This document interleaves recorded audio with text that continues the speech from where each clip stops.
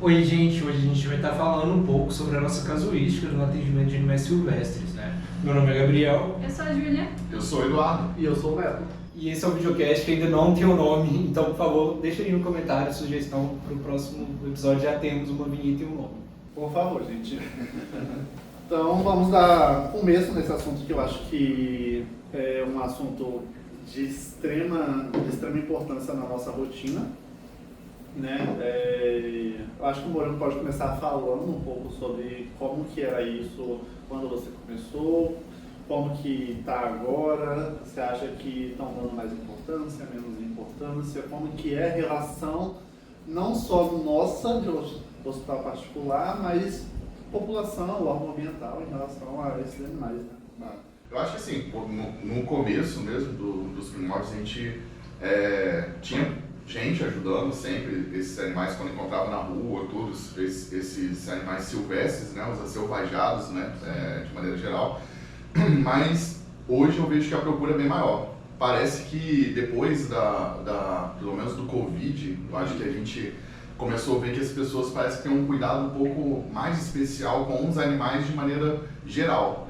E acaba que quando encontra um animal desse necessitando de alguma ajuda, né, ou até mesmo que uma ave caiu do ninho, né, às vezes acha que precisa da ajuda, né, e pega esse animal para tentar fazer algum cuidado, né. Então eu acredito que realmente a gente teve um aumento bem grande, né, da população relacionado nesse quesito ajuda, né. Eu acho que a parte coração começou a falar mais forte, né, com eles, assim, de maneira geral, né.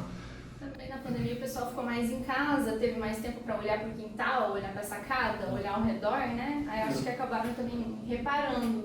Isso. E uma coisa legal, falando agora para vocês, pessoal, o termo que o Morango usou, né, acelvajado. A gente antigamente falava, eu gosto de silvestre, eu gosto de exótico, eu gosto disso, né? Silvestre é o animal que acontece na nossa fauna, né? E o animal acelvajado é um animal que tem um contato com o ser humano, ele está ali presente a todo momento, certo? Mas ele não é um animal doméstico, que você tem aquele contato, não, entendeu? É um animal de vida livre, mas está muito próximo. Gambá, uns certos passarinhos, esses animais aí que tem esse contato mais próximo, às vezes usufrui do contato com o ser humano, em lixos ou coisas do tipo, mas é um animal selvagem. Isso é o termo acelvajado também, para todo mundo estar integrado. E eu acho que isso, inclusive, vem crescendo bastante, né? Esses animais que se aproveitam da presença humana, né? Tipo, desde lixo até mesmo presença. E como que esse impacto humano que gera, né? Tipo, esses dias eu ouvi uma reportagem falando o quanto a iluminação pública atrapalha a vida de, tipo, pássaros, né, presentes perto da gente. Eu nunca tinha parado para pensar, mas você passa aqui na Praia da Costa à noite, tem pardal cantando, 10 horas da noite, tipo, Tem casos em época de reprodução de tartarugas marinhas, tem reportagens assim falando de na hora que elas saem, né, do ninho para ir ao encontro, na verdade, da lua, que seria a claridade, elas acabam indo pro asfalto, por causa da iluminação pública. E aí acaba que muitas morrem, assim. Então, por isso que é um dos trabalhos que o pessoal faz, né, relacionado com a costa, eles tentarem proteger esses ninhos, para não deixar as tartarugas irem pro asfalto. Então, que tem essa proximidade. Então, essa falta da restinga, né, que a gente tem, pelo menos a nossa orla, né, aqui falando aqui no Espírito Santo, tudo isso é agravante demais, entendeu? Bem que zoaria essa iluminação que, tipo... Difícil, hoje em dia. Até dificultaria a tartaruga poder estar indo Chegando pro asfalto, lá, né? Então ela teria que, vamos dizer, dar uma meia volta, né? Sim. De maneira geral, e vai consequentemente para a água, né? Então, Isso a gente tá falando de bicho de vida livre, né? Tipo, bicho que a gente ainda nem tem tanto contato, mas a gente recebe muito bicho, tipo, que por N motivos, eu não consigo citar, tipo, quais que são os mais comumente que chegam na internação para você, tipo, o que acontece, ou por que vem. Hoje em dia, na nossa rotina, assim, né, o que a gente mais tem recebido mesmo é atropelamento. Muito paciente depois de trauma, né, linha de pipa, a gente pega também ave com quase amputação completa já tudo isso. E muito contato também com animais domésticos, né? Então a gente já pegou, se não me engano, 2 casos esse ano, de sarna doméstica e animal de vida livre. Então eles ficam próximos, né, da região onde tem contato com população humana, então tem animal doméstico. Ele acaba sendo contaminado por essas sarnas. E diferente do animal doméstico, no animal doméstico o engato tem alguém que zela por ele. Ele consegue levar ele ao veterinário. Esses animais não. Então eles ficam até chegar ao ponto de estar muito debilitado com aquilo, né? Esses dias mesmo a gente recebeu, né, um cachorro no mato que estava com sarna, assim, nível triste. Dessa vez Testamos até para sinomose e tudo para poder ver também, né? Nesse caso tinha, né, esse problema também nele, porque realmente o caso era complicado mesmo. Que é um caso legal a se pontuar, que geralmente ectoparasita é sempre um agravante de uma situação já existente, né? Imunológica. Exatamente. Então baixou a imunidade, aí aumenta a pulga, carrapato, propensa a sarna, né? Então não fica só nisso daí, isso daí é o que a gente vê e o que a gente não consegue misturar. Realmente, assim, esse animal, por exemplo, ele já tinha uma lesão em membro, que foi provavelmente atropelado. Então a gente não sabe se ele já tinha sarna e foi atropelado, ou se ele foi atropelado e por conta disso a imunidade caiu, se o animal já estava meio próximo, sim. Então é algo que realmente a gente recebe muito, né? Outra coisa também, contato com o ser humano, sagui, por exemplo, que a gente pega, sim. É fofinho. Como essa banana aqui, vai no convento da Penha, tá comendo ali e quer alimentar o sagui. Assim. Lembrando que há um tempo atrás a gente teve praticamente a extinção dos saguis do convento da Penha, né, que é o Calitrix geoffroy, que é a nossa espécie daqui, justamente ali no convento por conta das pessoas estarem alimentando os animais. E aí muitos, né, na verdade, tipo, todos que foram para necrópsia, né, tinha herpes vírus. Então, a reportagem que eu vi, que eu lembro dessa época, era tipo uma leva de 27 animais mortos, entendeu? Sim, é algo semana passada eu fui lá no convento, tava descendo o morrinho, aí desci atrás de uma excursão de senhoras, assim, aí vim só ouvindo a conversa, né? Aí elas falando bem assim, tinha muito sagui aqui, onde é que foram os saguis, não sei o quê. Aí uma delas falou que acha que na verdade o governo mudou eles de lugar pra proteger, não sei o que. Eu falei, meu Deus. Foram pro zoológico do Senhor. Mas assim, o raciocínio delas estava certinho. Elas falavam que o pessoal dava muita comida, que eles engordavam e a nossa comida faz mal. Era uma coisa meio, né, senso comum, mas elas achavam que os animais foram retirados de lá para proteção e na verdade todos eles. Eu acho que assim, falta um pouco da orientação, né, na verdade, tipo, essa parte da educação ambiental, né? Então assim que alguns, né, quando começa a pensar e conversar com o outro, começa a chegar num raciocínio clínico legal, né? Mas na maioria das vezes você vê que a população quer realmente ajudar, não faz nada às vezes por maldade, né? Então tipo assim, vou dar comidinha ali para ele porque tá faltando na natureza. E realmente, se parar para pensar, cada vez mais vindo mais a área urbana e diminuindo a parte da fauna. Então esses animais estão à procura de alimentação. Só que tem o outro lado, que o pessoal não sabe. Esse fator da gente estar alimentando faz com que eles também não saem para caça. Então é alimento... Está muito mais fácil receber ali. Justamente, então é comida fácil. Então, principalmente primatas, eles são muito inteligentes. Então se eles sabem que ali é uma alimentação fácil para eles, eles vão continuar ali, eles vão ficar ali, você entendeu? Então acaba que isso cria uma nova população até, porque isso vai começando formar blocos, né? Então daquela população ali que tem alimentação fácil, essa outra população já vai para outro lugar achando alimentação fácil e por aí vai, né? Então existe um raciocínio, né, dessa população, mas acaba que falta um pouco ainda desse zelo, desse cuidado aí um pouco com a natureza, um pouco a mais, entendeu? E também, igual você falou, o fato do não saber, né? Como se diz, o conceito original da palavra é ignorância, né? Que é tipo não ter o conhecimento.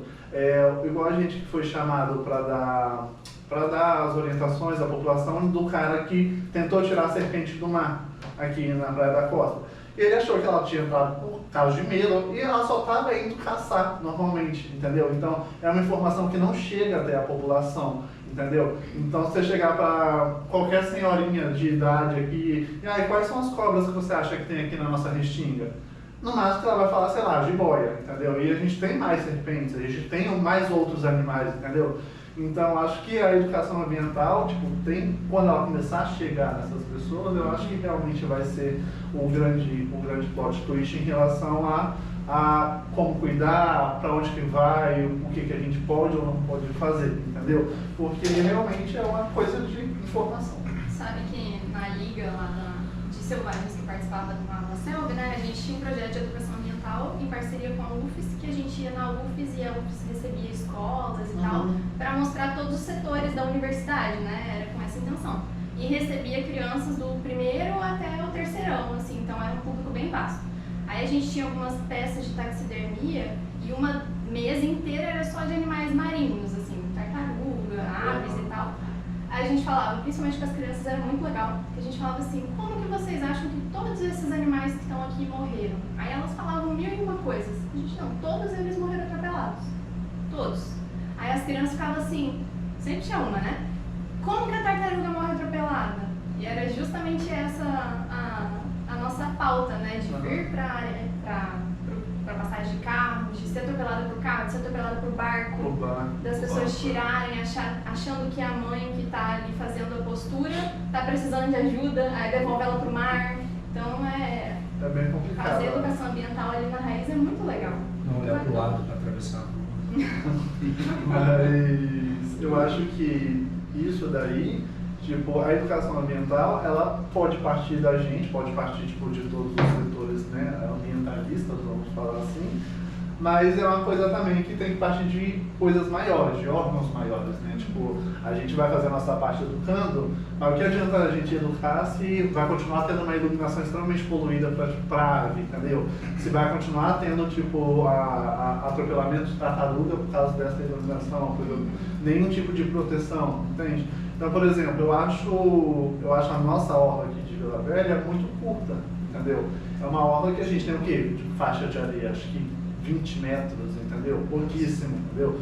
Então, é muito, tipo, não precisa nem ser a iluminação do poste, a iluminação dos prédios consegue iluminar muito bem a orla, entendeu?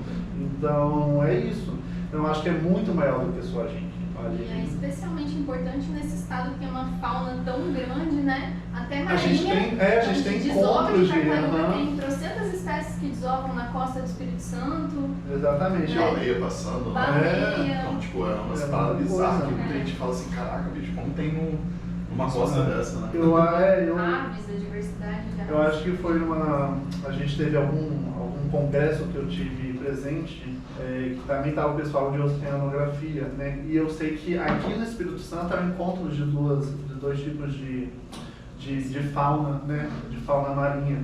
Então, por exemplo, até o Rio de Janeiro, se eu não me engano, tem um tipo de fauna por causa de um tipo de corrente, que é a mais fria, a mais gélida, né? E aqui no Espírito Santo começa a trocar para mais quente, que é a tropical. Então, por isso que a nossa fauna é tão rica, porque geralmente está naquela zona de passagem ali. E as pessoas não têm noção disso aqui, entendeu? Então, tipo, que as pessoas conhecem aqui no Espírito Santo de parque, geralmente é os falsas avinhas, coisas assim, a gente é extremamente rico em nossa fauna por completo mesmo. Né? E o grande problema é, para onde vão esses animais, né, que são resgatados? Pelo menos assim, os da parte marinha, né, a gente não recebe com grande frequência aqui, né? Pelo menos poucos casos cirúrgicos que a gente já fez, né? Que eu lembro de pinguim que a gente atendeu, né? Tartaruga marinha, tartaruga de couro? Não. Cabeçudo. Animais são encontrados mortos, né? Tipo, em Orla, se eu não me engano, é o Instituto Orca que faz como se diz, o monitoramento da nossa orla, da nossa praia, né? E o IBRAM que faz a parte da medicina, assim, né? Mas de reabilitação e tudo mais. Os animais, assim, que normalmente a gente recebe, que mesmo já são animais mais terrestres, né? Que a gente pega. Então, muito cacará que a gente recebe, sagui, cachorro do mato, ouriço, gambá, principalmente tem a época do ano, né? Vai variando. Cada época do ano a gente recebe um viado. Sim, nossa, assim. Eu nunca tinha visto tanto viado, agora.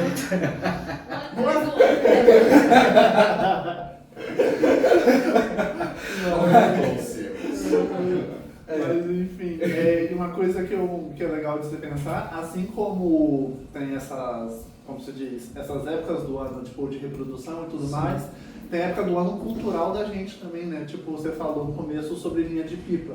Linha de pipa também tem épocas do ano, né? Tipo, que geralmente é as férias, entendeu? E é quando a gente mais pega a casuística de... Mas é uma coisa engraçada. Aqui no Espírito Santo, a parte da linha de pipa é à noite, que o pessoal vai pra praia de noite. Aí a gente pega mais rapinante com esses problemas. Em Minas Gerais, a pipa É de dia. papagaio, que a gente chama, né? Tipo assim, vai de dia, soltar pipa de dia. Você passa na orla das férias, cara, uma galera. Sério, nunca observei. Eu nunca observei isso. É uma galera ali voando ali com pipa à noite. Eu fiquei também pensando se não, na minha época era de dia, né? Hoje em dia de noite. Em Belo Horizonte, pelo menos, era de dia. Então, acredito eu que em Belo Horizonte os casos que tenham acidentes com animais que sejam animais diurnos. E aqui Enquanto não aqui sempre era na orla, o pessoal vai pra praia. Então a gente pega muito cruz de buraqueira. Marinha, Até que não, porque só, como é à noite, a gente não tem tanto desses animais assim. Noturno. Diurnos, né? né? Então, muita coruja que a gente já pegou, que eu lembro que sim, fácil, de pelo menos uns 3 casos que tiveram esse problema, assim, patágio, onde aí já não tem muito o que vai fazer. Lembrando que assim, né, todos os animais, né, que a gente recebe, esses de vida livre, né, hoje o hospital ele tem 2 setores, né, o dos pets não convencionais, que é a parte da internação, né, e o 2 que seriam mais para os animais acelvajados, né, no caso, que é onde a gente recebe esses animais. Ah, mas recebe da população? Não, infelizmente a gente não pode receber da população por alguns motivos, né? Primeiro que a gente é uma estrutura particular no caso e a gente precisa de uma pessoa que seja responsável por esse animal, né? Então, a única forma de um animal selvagem, né? Que é sem nota fiscal, sem nada, que é realmente da nossa fauna, ser destinado para a gente é a partir dos órgãos ambientais, que é o IAM, caramba, IEMA, o IBAMA, então assim, são os órgãos ambientais que podem estar mandando pra gente com a nota, tudo direitinho, no qual a gente recebe, né? Então, por quê? Se a gente recebe uma fiscalização, né, de um órgão superior, federal, né, no caso, a gente tem que apresentar essas documentações para eles poderem ver que a gente está recebendo. Então, uma pessoa pública não consegue dar essa documentação, né? Não tem como dar. Então a gente não pode estar recebendo por esse motivo. Então hoje, bateu uma pessoa aqui, a gente morre de pena, porque a gente às vezes quer cuidar. Né? Claro, se for um caso emergencial, às vezes a gente vai fazer aquele trabalho emergencial, mas logo a pessoa tem que direcionar para o órgão ambiental. Então ela mesma tem que pegar e levar no órgão ambiental para poder estar fazendo esse recolhimento. Né? E assim, se precisar, a gente faz o atendimento depois, mas através desses órgãos. O que muita gente liga aqui e pergunta também é a questão, encontrei agora, o que eu faço? Justamente. Vi um animal sendo atropelado agora. Primeira coisa, assim, né, não precisa tocar no animal, de forma alguma, principalmente se é um animal que acabou de ser atropelado, acabou de passar por aquilo. Imagina um cachorro do mato, acabou de ser atropelado, você vai tentar pôr a mão nele, não é um cachorro. É um risco para você, é risco para o animal, é risco para todo já mundo. está estressado, já tem sangue ali muito provavelmente, então a chance de passar alguma coisa, não que seja, mordeu, vai ter doença. Não, mas existe um risco. Então assim, não recomendo de forma alguma encostar em qualquer animal de vida livre. Ave, principalmente agora com esse surto de influenza também. Então, assim, viu mesmo ligar para os órgãos ambientais para eles poderem estar recolhendo, entendeu? Já aconteceu o caso, por exemplo, da pessoa vir aqui discutir com a gente no sentido de, mas vocês são médicos veterinários, vocês têm que cuidar, vocês não honram pela saúde, gente. Não existe um Medvet com amor, começa a partir daí, mas segundo, né, a partir do momento que você pega um animal na rua, independente de ser doméstico ou independente de ser selvajado, você é responsável por esse animal. Sim. Então, infelizmente, eu fico vendo isso um outro lado, não porque tem gente que quer passar a responsabilidade dela para outra pessoa. Então, eu já fiz eu peguei, eu salvei, eu vou entregar lá. Não, eles se viram agora, essa é a minha parte eu fiz. Eu peguei o animal que estava ali, agora toma para vocês. Isso não é responsabilidade do particular, gente. Isso é responsabilidade do órgão público, independente se os órgãos dos animais selvagens ou não, você entendeu? Sim. Então, assim, a população tem que entender um pouco. E outra, o abandono de um animal, se a pessoa largar dentro de um local particular, isso é crime. Também, tá? Então, assim, já aconteceu de uma pessoa largar um sagui aqui, largar um coelho e a gente abre um boletim de ocorrência direcionado porque foi abandonado, entendeu? Sim. Então, isso é muito bom deixar claro, porque se passar a responsabilidade para o próximo, isso não é legal. Então, se coloque na pele da pessoa. Como você disse, não só Animal silvestre, né? Tipo, Qualquer animal. Ah, viu um cachorro na rua. Peguei o cachorro para casa para cuidar, não tem como eu ir no veterinário e falar assim, toma aqui, eu achei esse cachorro na rua, faz o tratamento dele, todo para mim, os medicamentos que você vai usar, não tem problema, é por amor, faz tudo. Não tem isso. Não existe isso.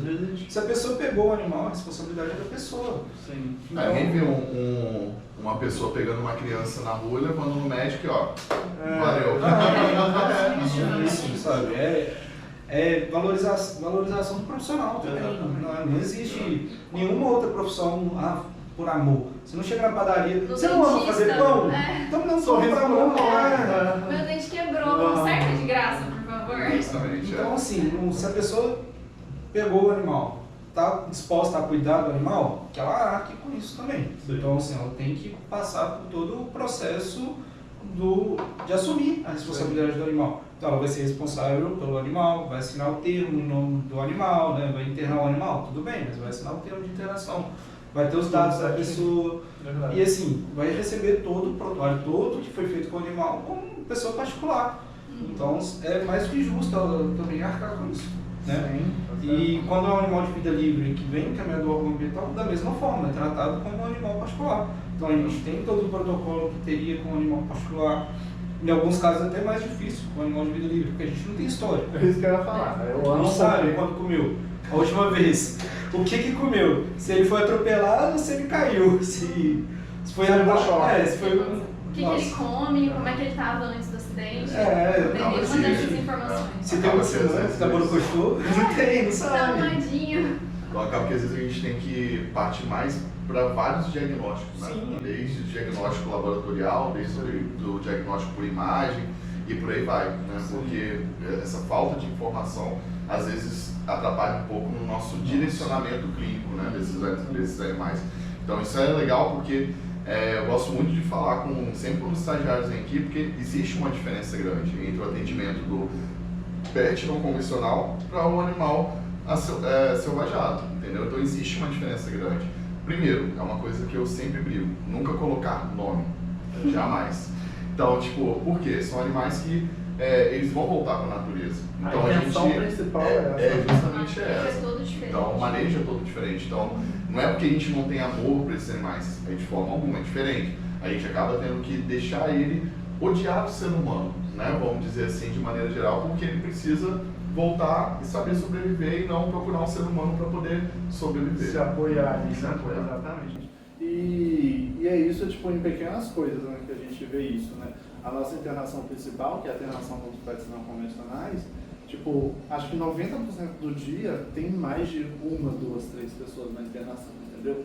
Então, tipo, se a gente pegasse um animal, tipo, um pet não convencional e colocasse na internação de animais selvagens, o animal ficaria, tipo, um pouco mais quieto, um pouco mais reservado. Por quê? A nossa internação de pets não convencionais para a internação de animais de vida livre é muito diferente e é separada por causa de correlação de doenças, óbvio, mas porque a internação de animais de vida livre é para não ficar indo ninguém, é só ir se necessário, entendeu? Tem uma circulação de pessoas? Tem uma circulação de pessoas, mas bateu o olho, viu, saiu, entendeu? E você tocou num ponto que assim, isso às vezes é chato, numa questão de diferencial de clínicas e hospitais e por aí vai. Mas o fator de você ter uma separação, principalmente pensando em doenças, é muito importante. Então eu vejo, tipo, às vezes até colegas querem ajudar, ok, vamos ajudar, mas a gente precisa prestar atenção nas doenças, né? E às vezes você recebe um cachorro do mato, por exemplo, igual a gente recebeu, né? Esses dias, com uma característica grande de sinomose e muita sarna, a gente não pôde ficar com eles, porque tipo, a gente já tinha animais selvagens internados na área, né, de selvagens, e se a gente colocasse esse animal ali, a chance de contaminar os outros selvagens ia ser muito grande. Então a gente fez o primeiro papel, né, tipo, o Gabriel foi lá todo paramentado, diferenciado, com uma roupa, parecia Covid, né, mas é justamente isso, é o cuidado que a gente tem. Cuidou, fez a primeira parte, olha, agora você continua cuidando lá no CETAS, a gente vai passar todo o protocolo até a gente ter o diagnóstico correto dele para continuar o tratamento depois, se necessário, aqui ou até mesmo em outro lugar. Então, isso daí é um cuidado, um zelo que a gente tem que tomar muito. Então, imagina uma clínica de pequenos, né, que quer cuidar de um animal desse, e ok, vamos cuidar, mas imagina ter um outro cão doméstico ali, e esse animal ter sinomose. Mesmo as clínicas de pequenos animais também precisam ter uma área infecto-contagiosa, contagiosa, né? Querendo ou não, se a gente for brincar de ser hospital e comparar com o hospital humano, precisa ter tudo isso, né? Não existe. Você nunca vai fazer uma consulta num clínico geral e ter uma pessoa deitada ali do lado também, né? Tem que ter essa diferenciação do consultório, da internação, da sala de exames, da UTI, da infecto-contagiosa, porque os pacientes eles têm as demandas diferentes, também precisam ser segmentados dessa forma, né, para a segurança de todo mundo. Um ponto muito legal de se abordar, porque você deu o exemplo do cachorro do mato, né? Estava com a sarna, tem sinal neurológico que pode ser indício de sinomose. Isso é um ponto muito legal. Mas o mais agravante da nossa situação, tanto de animal de vida livre quanto os pets não convencionais, tipo, que a gente tem mesmo, é que os nossos animais são muito silenciosos em infecto-contagiosos. Então, por exemplo, uma ave com uma doença infecto-contagiosa, ela é a mesma cara de uma ave saudável, entendeu? Clamídia, por exemplo. Exatamente. Como que a gente vai pensar que talvez aquele animal que acabou de ser consultado aqui pode ter, sei lá, desde uma cepovirose, clamídia, tipo, sabe, megabactéria. Então a gente sempre tem que suspeitar de todo mundo. Então eu acho que isso que um animal saudável, um animal infecto-contagioso, pra gente é um pouco mais complicado por causa disso, entendeu? Porque um cão, um gato, eles vão demonstrar um pouquinho mais, entendeu? É tipo, não tirando a dificuldade que é esses animais, mas é porque os nossos animais evoluíram para esconder doença. Porque se eles demonstrarem doença, basicamente eles são as primeiras presas a serem escolhidas, entendeu? Então são pets não convencionais, é os pets mais próximos que a gente tem dos animais de vida livre. E um outro ponto também que eu vejo que tem também relação com o animal de vida livre, querendo ou não, é questão da destinação, né? Porque muitas vezes o animal chega muito debilitado, chega como por exemplo uma ave, né? Uma coruja viveu a vida toda solta, voando, caçando, acabou se envolvendo num acidente com cerol, pipa, vai ter que amputar a asa. E agora? E esse animal? Ele vai viver onde? Quem vai sustentar esse animal? Né? Ele vai ficar num zoológico, ele vai para um criador comercial, ele vai para casa de alguém, ele vai para o santuário. O que vai ser feito? Então, assim, o Santo Chicão. Porque é um animal também que, assim, né, claro que é o meu pensamento, opinião pessoal, mas um animal que viveu a vida inteira na vida livre, caçando, tem seu comportamento natural, dificilmente, assim, 99% dos casos ele não vai se acostumar a viver numa casa de alguém assim. Então ele vai ficar estressado, provavelmente vai comer quando ele estiver com muita fome, morrendo de fome. Então, vai ter que ter um condicionamento. Vai ter que ir acostumando ele aos poucos. E infelizmente ainda não existe também essa questão de destinação tão fácil. A pessoa não chega num lugar, eu quero uma coruja que não tem asa, não existe. Então, só para explicar, que aqui a gente tem, não sei se é estadual essa legislação, né? Que aqui tem o guardião de fauna, né? Que você consegue se candidatar para o órgão ambiental para receber legalmente um animal que precisa de uma destinação, né? Que é isso que o Gabriel está mencionando. Que então, um animal que era de vida livre não tem para onde ir, ele pode ir parar na sua casa, mas aí você tem que atender alguns critérios financeiros, da infraestrutura, né? Tem que passar por todo um cadastramento. Um checklist, né? De recinto, de onde vai ficar. Não vai criar no box do banheiro, entendeu? Não é uma coisa que você, acordei, vou achar uma coruja, vou ali no Ibama ali pedir uma coruja. Não, assim. É realmente algo que precisa que as pessoas que queiram fazer isso tenham consciência do que está fazendo.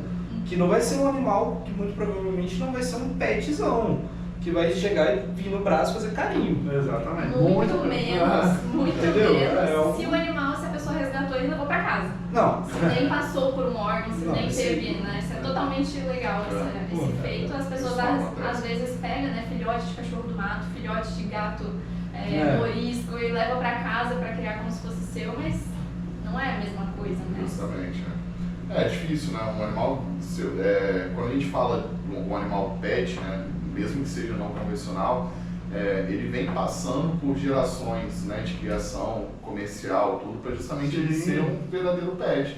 Então, por isso que, né, às vezes ainda pessoas levantam a bandeira, né, de silvestre não é pet. Cara, isso é errado, porque existe hoje criatórios comerciais legalmente e autorizados pelos órgãos federais e estaduais, no caso, no qual faz esse trabalho legalmente correto, né?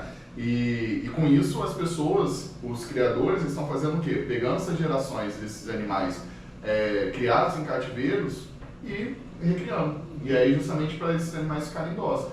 Ah, mas nunca vai chegar a cachorro e gato. Sim, mas cachorro e gato são milhões. Né? Tipo, que está sendo passado nisso. Então não tem como realmente comparar nesse momento, mas tem que ter um ponto de início. Se não tiver um ponto de início, nunca vai ter, né? E aí falando agora com os gateiros de plantão, né? Alguns gateiros, eles defendem a tese de que o gato não é totalmente domesticado ainda, né? Que é um animal semi-domesticado, porque um gato consegue viver facilmente sem a presença do humano anulando ele ali, entendeu? Que aí a gente entra em outro ponto que é um risco para os nossos animais. O gato, ele é um caçador que não é da nossa fauna, entendeu? Então criar um gato livre, solto, comendo rolinha, comendo pardal, comendo, sei lá, todos os animais, entendeu? Então isso se torna um ponto negativo, tanto para o gato quanto para a nossa fauna, né? Então é isso, então a gente não vai conseguir, tipo, o animal mais dócil do mundo nessa geração. A gente está conhecendo esses animais agora. A pessoa que quer se aventurar no mundo de ter um animal silvestre, ela também tem que reconhecer a biologia do animal, né? Não adianta querer que um rapinante tenha a mesma interação de um psitacídeo, né? Que um réptil tenha a mesma interação de um mamífero. Exatamente. Então são animais diferentes. Então, é o que eu sempre gosto de falar com os nossos estagiários, por exemplo, quando eles levantam essa tese de, tipo, algo emocional, tipo, mas como você sabe que uma serpente gosta de você, como um lagarto gosta de você? O simples fato de estar com você já é um grande ato, entendeu? A interação diferente, a proporção diferente. Pogonas que seguem os tutores durante a cada, dentro de casa e tudo mais. Isso já é uma interação social. É mais velada porque a gente é acostumado com o quê? Com um cachorro, a gente chegando, pulando desesperadamente em cima da gente, né? O outro ponto também que até você estava falando agora, que a gente tem que sempre bater muito na tecla, é que também é muito diferente quando a gente fala a questão do contato com os animais, né? Esses animais que a gente está falando aqui, animais de vida livre, eles são completamente medrosos, eles não são animais que vão demonstrar esse afeto como você está falando, do pogona. Curiosidade, né? Não tem curiosidade, eles têm Mas, já indo para outro ponto, do pet não convencional é diferente de um animal silvestre. Sim. Então, assim, eu vejo pelo criatório, por exemplo, né? Um papagaio que é criado desde filhotinho, os pais foram, igual o Moreno falou, foi condicionando isso durante gerações e gerações. Hoje em dia é muito diferente, sim, é completamente diferente você pegar um papagaio vindo de um criatório legalizado, de verdade, que trabalha direito, com um animal de vida livre. É completamente diferente. Desde filhote já é diferente. Então, assim, hoje em dia falar que silvestres não é pet, silvestres de vida livre não é pet. É complicado. Silvestre doméstico, que a gente cuida, criou, legalizado, é pet. E é muito interessante a gente pensar em que os próprios órgãos ambientais, eles têm alguns tipos de legislações, de hienes, né, que acaba ajudando isso também. A gente tem um banco genético muito grande dentro de cativeiro. Por exemplo, se eu não me engano, eu me corrijo se estiver errado, mas animais com risco de extinção, acho que você só pode vender tipo, a partir de F tantos, entendeu? F3. Sim. Então, dentro do seu criador comercial, você tem que ter um banco genético muito bom, entendeu? Então, por exemplo, para projetos de introdução, projetos de reprodução, então você precisa ter essa gama e essa troca para você não ter essa endogamia. Vou dar o grande exemplo dentro do criatório do criador silvestre, né? A gente tem um criador de aves, né, silvestre, no caso. Uma das espécies que a gente tem autorização para vender legalizado, né, certinho, é o papagaio chauá, que é o rodocorita, né, no caso. Ele é a mensagem de extinção, a gente só pode vender a partir do F2, que é o quê? A gente tem as matrizes, né, que é o F0, aí dessas matrizes saem os filhotes, que aí esses filhotes a gente tem que botar eles para cruzarem, e aí dos filhotes deles, que é o que a gente poderia vender legalmente. Hoje, o criador silvestre não tem interesse na venda comercial dessa espécie. Todos os filhotes a gente destina para um programa de de reintrodução dessa espécie na natureza. Então, assim, recentemente a gente mandou, acho que foi em torno de 15, se eu não me engano, papagaios rodocoritas para Alagoas, para a gente poder fazer esse trabalho de reintrodução. Então, é o Fábio, que é um biólogo muito conceituado, que está fazendo esse trabalho de reintrodução desse animal para poder soltar e ter de novo essa espécie. Então, se não fosse a venda das outras espécies que a gente cria legalizadas certinho, a gente não teria dinheiro para poder reproduzir o Chauá e poder doar ele para reintrodução. Então, assim, vai devolver, né? Você vai estar devolvendo o que... E eu acho que é esse ponto que, por exemplo, as pessoas defendem tão cegamente, tão sem essa base informativa de tipo, Silvestre não é pet, vou estar ajudando esses animais, que não sabe a fundo que tipo, um criador comercial está fazendo isso também, entendeu? Pode ajudar. Claro que a gente tem criadores e criadores, exatamente. Mas assim, a gente tem que partir do pressuposto que todos têm uma força de vontade, ou até mesmo fazem alguma parte, alguma contribuição de alguma forma para a reintrodução, entendeu? Mas que eu acho que é um ponto interessante que as pessoas têm que saber, entendeu? Tipo, só para você vender ou querer destinar um filhote, você tem que ter 4 indivíduos acima dele, que é os avós e os pais desse filhote, entendeu?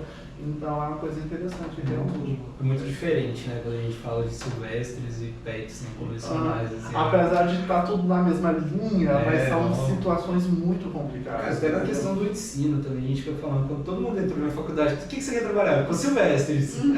Quem que é silvestres hoje em dia? Você não é. Quem trabalha com silvestres? Eu queria cirurgia de cão gato, ridículo. Olha aqui hoje, patologista.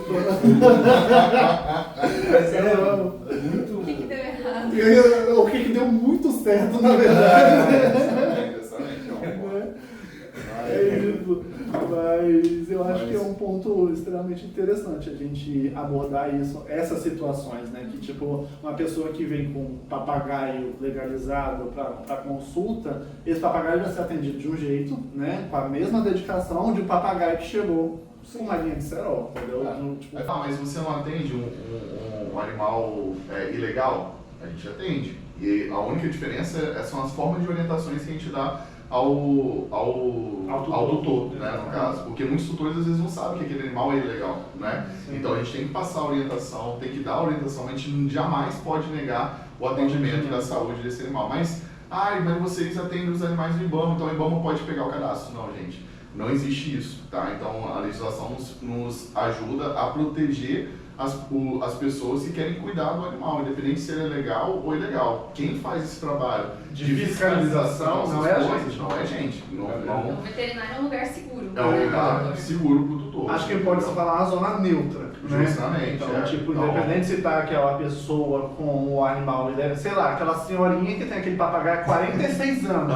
Que tipo, a legislação veio em 2000, só tinha aquela lei de proteção de fauna de 86, entendeu? Papagaio é de lá. Chega o IBAMA, a senhora quase desmaia. Eu tava lembrando quando eu trabalhava na recepção. Com o jabuti, né? Chegou o jabuti pra consulta no colo. Aí parou a caminhonete do IBAMA pra trazer os bichos. Ela correu com o jabuti pro banheiro. Entrou com o jabuti pro banheiro, volta só ela, o jabuti ficou segurando a porta do banheiro. Não, mas isso acontece, mas assim, graças a Deus, os órgãos ambientais acreditam muito na nossa índole, sabe que a gente está aqui para poder cuidar da saúde, não para tráfico, né? Então a gente é muito aberto, então se eles entram aqui, eles, caras, têm acesso a subir, descer a escada da forma que eles quiserem, porque a gente tem ciência que a gente está correto nas nossas decisões e de tudo certo, né? Tem um acompanhamento muito perto também dos pacientes que eles fazem, né? E orientação, tipo, você não sabia, mas agora você está sabendo, não compre outro animal legal, entendeu? Existe, aí a gente entra em toda aquela educação ambiental, né? Voltando ao que a gente estava falando, que nossa, foi longe agora, mas da destinação dos animais também, né? Falando do IBAMA, etc. Também é muito difícil para eles ficar mantendo um animal pelo resto da vida dele. Não é viável. E recinto, imagina. Uma coruja, não é porque não é uma coruja, gente, não é a coruja. É inúmeros animais que todos os dias estão precisando de... Não é um gambá, é várias ninhadas de gambás. Se pararem para pesquisar quantos atropelamentos ocorrem por dia, eles vão saber quantos animais deveriam, né, teoricamente, ou estão passando por atendimento. Então, assim, para onde eles vão depois? Alguns, infelizmente, viram eutanásia, não tem jeito. Isso aí é uma palavra triste, né, chocante, mas, assim, infelizmente, a gente tem que pensar, às vezes, em outros indivíduos também que, às vezes, necessitam naquele lugar de um animal que, às vezes, vai ocupar muito tempo, muito cuidado e não vai ter destinação. E aí, um animal que está acostumado a voar, sabe voar, não tem destinação com uma pessoa, no qual tem uma dedicação em cima do animal, porque não adianta ele ser só mais um animal dentro do recinto, né? Isso tem que ser claro também.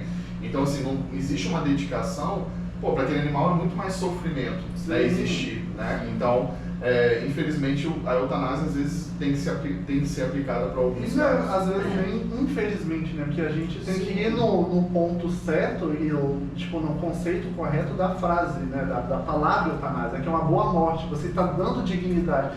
Será que não é melhor você ver que não tem jeito, olhar junto com seus colegas, com sua equipe, entrar nesse consenso do que esse animal literalmente definhar por tempos, entendeu? Sim, o animal silvestre que não vai voar, no caso de uma ave, não vai comer direito, vai ficar estressado, vai entender. Então, a gente romantiza isso, porque a gente quer ver o animal vivo, bem, mas a gente não pensa, às vezes, nesses pontos. Sentimento é a gente que monta, a gente olha para o animal e tem essa sensação. A gente tem que ser racional. De tenta falar assim, não, ele tá, como que eu posso dizer? Não, ele não pode sofrer eutanásia, não pode ser feito, tadinho, não sei o que. O animal, ele cumpriu o papel natural dele naquele momento. É natural. Isso é uma coisa que aqui no Brasil é muito tabu em cima desse tema também, né? Eutanásia é muito tabu mas no Brasil. Mas fora, assim, Estados Unidos, Canadá, animal de vida livre não pode ser reabilitado, eutanasiado. Isso é claro para eles. Assim, já está né? padrão. É padrão, já e eles ficam de consciência limpa. Porque isso é um animal, conversando com veterinários lá, um animal de vida livre que não pode continuar na natureza, que foi onde ele passou a vida inteira, não vai viver com qualidade de vida em cativeiro. Então, assim, e lá o processo de mais, né? guardião legal, né, esse negócio é muito mais difícil, é muito mais complicado, né, em relação a isso. A destinação é muito mais complicada. E claro que a gente está falando, assim, tem casos e casos, né? Sim. A gente está falando de um animal adulto, idoso, muitas vezes, que já passou a maior parte da vida dele em situação de vida livre, né? Agora, filhotes, animais jovens que tenham destinação, que as pessoas estejam dispostas, não é pessoa, quero ter em casa. Também, né? Sim. A reabilitação tem que ser muito forte para tentar ao máximo soltar o animal. E às vezes não consegue. E aí eu acho que entra o papel inverso, né? Tipo, o animal mais velho cumpriu todo o papel, a gente fica receoso e relutante na eutanásia, né? O animal jovem, a gente às vezes dá a atenção demais e atrapalha na reintrodução desse animal, entendeu? Então é isso, então tem que ser muito pesado em relação a isso, entendeu? Então tem como você pecar dos dois lados, né? A gente tem que ser racional em pensar certinho. Até mesmo na questão da emergência, quando a gente atende esses animais é diferente. Vou dar um exemplo. Se chega o pessoal do CETAS com 4 pacientes para mim, né? Um muito crítico, um crítico e 2 ok. Meu atendimento primeiro, eu não for um animal que está muito crítico, que tem muita chance de morrer. A primeira coisa que eu faço é olhar o crítico, já ver o ABC, estabilizar esse, depois volto para o que estava pior. Porque senão eu perco, a chance de eu perder esse animal que estava muito crítico já era muito grande, e depois na hora você não deu atenção para o crítico que você poderia salvar. Que eu poderia salvar. Então eu acabo perdendo 2 pacientes. Aí às vezes a decisão também vai por como que fala, tipo, um padrão ecológico. Então se aquela espécie ela tem uma importância ecológica maior, infelizmente às vezes tem que olhar mais para esse animal. Independente da situação dele. É muita coisa que passa na nossa cabeça. Não, isso que eu ia falar, isso acontece, gente, sei lá, chegou a isso. Você sobe pensando em 1000 coisas já, entendeu?